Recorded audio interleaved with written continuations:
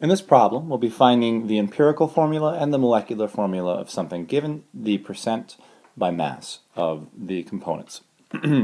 So specifically here, what we'll be looking at a specific fat molecule that makes up a portion of all soaps, and this fat is 76.5% carbon by mass, 12.2% hydrogen by mass, and 11.3% oxygen by mass.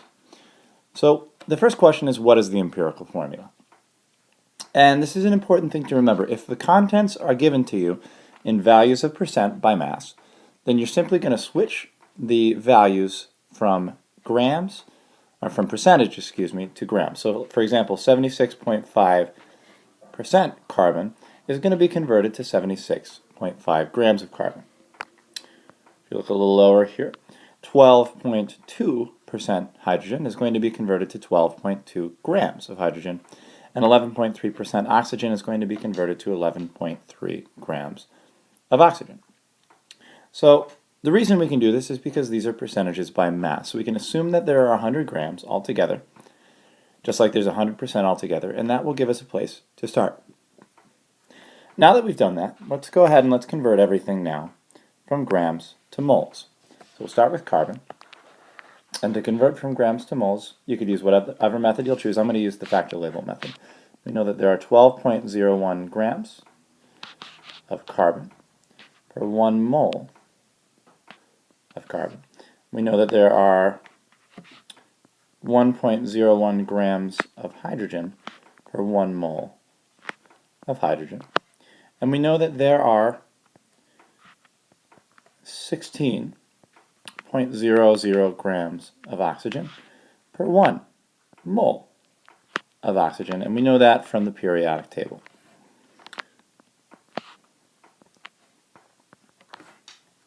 Go ahead and calculate that now. And for carbon, you should get 6.37 moles.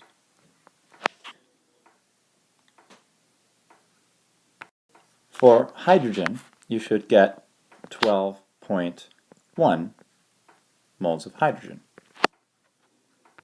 And finally, for oxygen, you should get 0.706 moles of oxygen.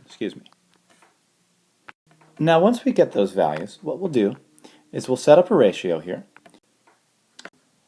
so that we have carbon to hydrogen to oxygen, and we'll put our mole values in here. So carbon we calculated 6.37, hydrogen we calculated 12.1, and for oxygen we calculated 0.706. And we'll go ahead and divide all of these by the smallest number here to give us our simplest whole number ratio. In this case it's 0.706.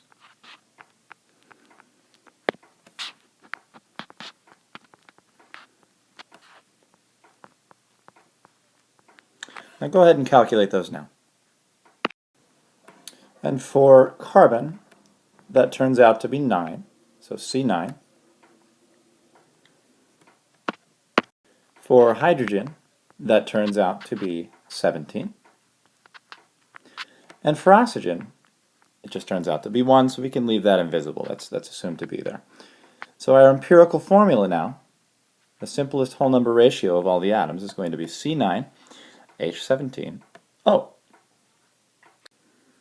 And now we can take that value, that's C9H17O, and we can use it and the mass that we're given, if we're given a molecular mass, which is in this case going to be 705 U, which is the same thing as atomic mass units.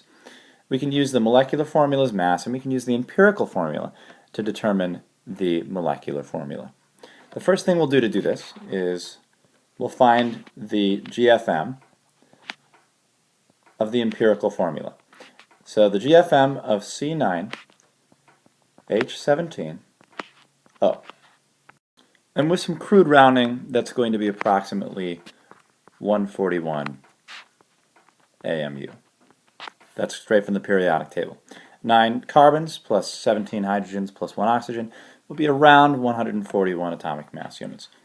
And then in order to use that, we can use that to figure out how many of each atom we're going to have. We look at the mass of the whole thing, so the mass of the molecular formula, 705 atomic mass units. Divide that by the mass of our empirical formula, and that's going to give us basically a ratio of the masses of these. Okay, so we'll divide 705 by 141, which will give us just about exactly 5. That means that the molecular formula is 5 times more massive than the empirical formula. So knowing that, we can go ahead and finish this by taking our empirical formula and multiplying it by 5. So 5 times C9 H17O. We take the 5 and we distribute it to the 9, the 17, and the 1. And when all said and done, your molecular formula is going to be C45 H85 O5. And that's how you find an empirical and a molecular formula. Just to recap, we went from percentages to moles, percentages to grams and then grams to moles. We set up a ratio to find the moles of carbon, hydrogen, and oxygen, the simplest whole number ratio of each of those, which was C9H17O. And finally, we calculated the GFM of our empirical formula, divided it from the molecular formula's GFM, and multiplied that number that we got, that 5, by all of the subscripts to get our molecular formula.